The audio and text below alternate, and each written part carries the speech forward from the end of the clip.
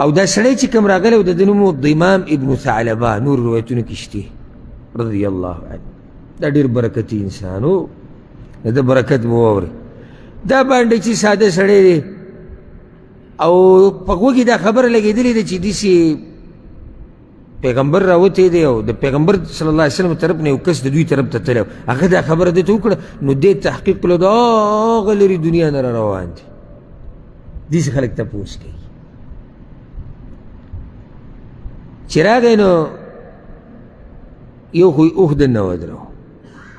دویم ایکم محمد صلی الله علیه وسلم، هغه محمد وي تاسو یې کم یو دی. دا بانډچي دی ځکه د دې ادب نه دی خبر، نو پیغمبر ته محمد نشي ویلی مخامخ. دا به صرف جبریل علیه السلام وي، یا به بانډچیان وي، او یا به اهل کتابو به وي، یهود و نصارا. والنبي صلی الله علیه وسلم متکئ بین ظهرانیهم، پیغمبر صلی الله علیه وسلم د دې ملګرو په دې منځ کې ناستې ډډۍ لګولې. وګوره ده پېژندونو چې دا څوک دی، دا جزي ده ښه، یعنې ملګرو سره داسې کېناسته چې بهر نه نوی کس راشي او ته یې نه یې لیدلی چې هغه ته پته هم ونه لګي چې دی پکې کم یو دی. دې ته عاجزي وایي. دا نه چې د هغه خپل یو تخت او یو عرش و د هغه او په هغې ناستو او نوکران ورته ولاړو لکه څنګه چې د عجمو طریقه وه د کسرا او د قیصر او د باچا، نه نه ببوز وته نه، د هغه دا نه و، خو عجزه انسان په ځمکه د ملګرو سره ناست. هغه ورته وي هذا الرجل الابيض المتکي، دا سور سپین سړی چې ناست دی په دې منځ کې دا پیغمبر دی، دغه کس دی ته یې خواله راغلی. راغی دا سړی ښه رانږدې شو، نو اول خو یې محمد ویې ګوره، بیا وایي ابن عبدالمطلب، د عبدالمطلب زویه وی، اوس یې د نیکه نوم واخیستو. عالم به سینه پراخه ساتي، ما تاسو ته وایي قسمه قسم حالات به راځي، تو به دې غوسه کېږي نه، عجزي. د عبدالمطلب زویه وی، دا دلیل دی په دې باندې چې نیکم پلار وي. پیغمبر صلی الله علیه وسلم ورته څه وایي، ناشنا اخلاق زار او قربان د هغه نه، الله دې سره زموږ ملاقات په جنت کې وکړي. وی قد عجبتک، سوال کوه جواب مې در کړی، زه یم عبدالمطلب زوی زه یم. سړی ورته وایي ضمام، وی انی سائلک، زه تپوسونه کوم، زه خو سوال نه راغلی یم، زه خو تپوس کوم. هغه ورته وکړه، خو دا ده چې مشدد علیک فی المسأله، زما مسلې ګوره ډېرې سختې دي، فلا تجد علی فی نفسک، نو خبره نه نشي چېرته ګوره. دا ادب په دې باندې چې کې و ښه، چې کله تا ته پته ولګي چې زما دا سوال داسې حیاناک غونته کې دی یا لږ سخت دی، نو اول عذر بیان که عالم ته. شیخ صاحب محترم حیا دي ستاسو سترګو خو لکه یو مسله ده. شیخ صاحب محترم خفه نه شي، زړه ته یې دغه نه کړي، خو یو مسله ده. دا طریقه ده د تپوس، دا په دې باندې چې کېده ګوره. پیغمبر صلی الله علیه وسلم ورته وایي سل عما بدا لک، چې څنګه سوال دې خوښې کوئ، که سخي که نرمي که هر څنګه، دې ته وایي ادب د حوار د خبرې، ځکه چې دې دین زده کولو راغلی دی. ښه سوال شروع شو، حوار، بحث مباحثه، خبرې اترې. یا محمد، ای محمد صلی الله علیه وسلم، اتانا رسولک، ستا استازی راغلی و زموږ طرف ته، تا کس رالیږلی و.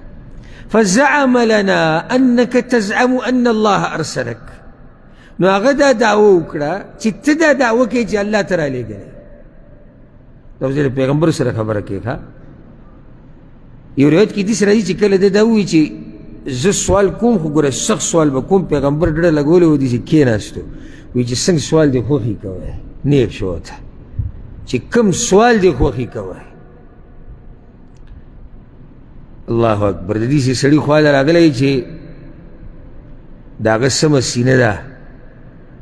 الله ورته ویلي دي الم نشرح لك صدرك، آیا موږ ستا سینه نه ده پراخه کړې، نه ده کولاو کړې. دا هغه زړه دی چې الله د زمزم په اوبو باندې اینځلی دی. نو چې د ده سره صبر نه وي او د ده سره ښایسته اخلاق نه وي او په ده کې ادب نه وي، نو په چا کې به وي؟ بیا به وي په بل چا کې؟ ښه سوال شروع شو. و یو کس ته رالیږلی او دعوه یې کوله چې ته پیغمبر د الله، هغه ته یې صدق، هغه رښتیا ویلي دي. باندې چې ضمام رضی الله عنه ډېر لرې نه راتاو شو، څو هوښیار وګورئ ښه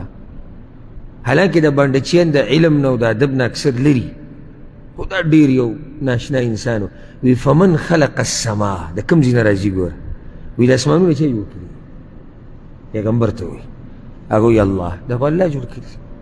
فمن خلق الارض دا ځمکه چا جوړه کړې وی الله اوس که دا سوال له چا نه وکړي چې ځمکه مړه خوښه صحیح سوالونه کوه دا موږ ته پته نه شي چا جوړ کړي نه نه دله جواب ورکوه دی یو مسئلې ته راځي فمن نصب هذه الجبال وجعل فيها ما جعل او دا غرونه چا ودرولي دي او په دې غرونو کې چې دا څه دي دی پکې اچولي هغه ته الله سبحان الله ورته وی فبالذي خلق السماء وخلق الارض ونصب هذه الجبال نوم د دقه الله په نوم د قسم در کوم چې د ځمکې پیدا کړې ده د اسمانونه پیدا کړي دا غرونه ودرولي دي الله ارسلک ته الله را لېږلی ناشنا سړی ده تپوس په څومره ښایسته انداز څومره ساده انداز یعنې قسم وله ورکوي د الله په نوم ته الله رښتیا را لېږلی هغه ورته نعم زه خو الله را لېږلی نو بیا ورته ویې تا چې کوم کس را لېږلی و هغه وایي چې 5 منځونه به کوي د شپې او د ورځې او ته یې صدق رښتیا یې ویلي وی فبالذي ارسلک هغه الله دله قسم در کومه ته چې را لېږلی اوس وګوره کومې مرحلې ته واوړېد اول یې ورته داسې نه وي چې قسم دله د هغه الله په نوم در کوم چې ته یې را لېږلی ځکه چې لا یقین نشتي نو اول سوال د څه دی قسم در کومه د هغه الله په نوم چې اسمانونه او ځمکې پیدا کړي اوس ورته وایي د هغه الله په نوم چې ته یې را لېږلی ځکه چې هلته جواب وشي چې هغه را لېږلی الله امرک بهذا الله ویلي چې 5 منځونه کوئ ورته نعم الله ویلي دي نو تا چې کوم کس را لېږلی و هغه وایي چې ان علینا زکاة فی اموالنا دې مال کې به زکات هم ورکوئ ورته یې رښتیا ویلي نو دغه الله په نوم قسم در کوم ته چې را لېږلی الله امرک بهذا الله د زکات ویلي ورته نعم الله ویلي وی تا چې کوم کس را لېږلی و هغه بله دا مو وایي چې ان علینا صوم شهر رمضان فی سنتنا د رمضان د میاشتې روجې به نیسو ته رښتیا ویلي دي وی بیا دله قسم در کوم د هغه الله په نوم چې ته را لېږلی الله امرک بهذا الله ویلي چې روجې به نیسي ورته یې نو هغه موږ ته دا مو وایي چې ان علینا حج البیت من استطاع الیه سبیلا حج به کوې که طاقت دي وی رښتیا ویلي چې دی ورته ووایي ثم ولا بیا روان شو خپل تحقیق یې وکړو او روان شو ساده سړی دی یو څو تپوسونه له راغلی و څه په ناشنا انداز یې تپوسونه وکړو مخامخ ناست ورته هغه انسان دی چې هغه په مخلوقاتو کې بهترین مخلوق دی او چې کله روان شو به د خپل اوښ پسې ځکه چې جومات کې تړلی وی والذي بعثک بالحق دا به دې تلو تلو کې وي په هغه الله مې دې قسم چې ته په حق سره را لېږلی دا څه چې درته ووي نه پې څه کموم او نه پې څه زیاتوم هم دقه شان به کوم څنګه چې درته ویلي پیغمبر صلی الله علیه وسلم ویل ان صدقه لیدخلن الجنه که دا سړی رښتیا په دې خپله خبره کې دی به جنت ته شي دا حدیث امام بخاري امام مسلم راوړی نو لاړ په خپل اوښ پسې او اوښ یې روان کړو یو حدیث کې راځي هغه امام احمد راوړی عبدالله بن عباس روایت دی عبدالله بن عباس وی لاړ په خپل اوښ پسې دا ضمام نو پیغمبر صلی الله علیه وسلم ان يصدق ذو العقیصتین يدخل الجنه دا دوه چونټې چې کړي دي که دی رښتیا وي دی به جنت ته ځي هغه ویښته ګټو نو د هغې نه څو چونټې کړي وي که دا چونټ ولې رښتیا وي دی به جنت ته ځي لاړ خپل اوښ ازاد کړو روان شو قوم له ورغی قوم ضمام را لېږلی تحقیق ټول راجمع شو لکه ضمام راغلی چې څنګه را کوشي او ټولې دې خولې ته ګوري چې څه به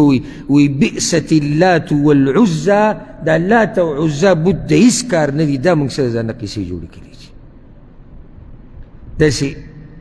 یعنې دې بعضو ته به ته په کلونو قرآن او حدیث بیانوي او ایمان یې نه زیاتېږي نه به کې تقوا راځي د ګوره یو څو سواله کړي دي او راغلی دی هغو ته مه یا ضمامه خوله دې بنده که ده ته څه به ګډوډ ورسره شوی اتقي البرص والجذام اتقي الجنون ویرېږه برګې به د باندې مرض به د باندې راشي لیونې به دي کي دا بوتان په ګډوډ ورسره شو هغه ته غرق شي په الله مې دې قسم نه دا بوتان فایده ورکوي او نه دا نقصان ورکوي. الله پیغمبر را لېږلی دی، کتاب یې را لېږلی دی او ما راته خپله خبره وکړه او زما م واورئ. وإني أشهد أن لا إله إلا الله وحده لا شريك له وأن محمدا عبده ورسوله. زما خو دا خبره ده، ما خو ایمان راوړی دی. الله اکبر، دا دومره برکتي سړی دی. عبدالله بن عباس وی فوالله ما أمسى من ذلك اليوم وفي حاضره رجل ولا امرأة إلا مسلمة. د سحر دا دعوت ورکو قوم ته او ماښام چې په دې خلکو باندې راغی نو که سړی دی که ښځه ده که ماشوم دی که لوی دی که سپین ږیری دی، ټول مسلمانان، ټول مسلمانان. د امام داسې دعوت وکړو، داسې حق بیان کړو، ټول قوم مسلمان شوی. ماښام چې راته ټول مسلمان. ځکه عبدالله بن عباس وایي د پیغمبر خواته د قومونو استازي ډېر راغلي دي، خو د امام رضی الله عنه په شان غوره پکې موږ نه دی لیدلی. الله پکې لوی برکت اچولی. خبره ما دا ټوله قصه مې دې دپاره بیان کړې.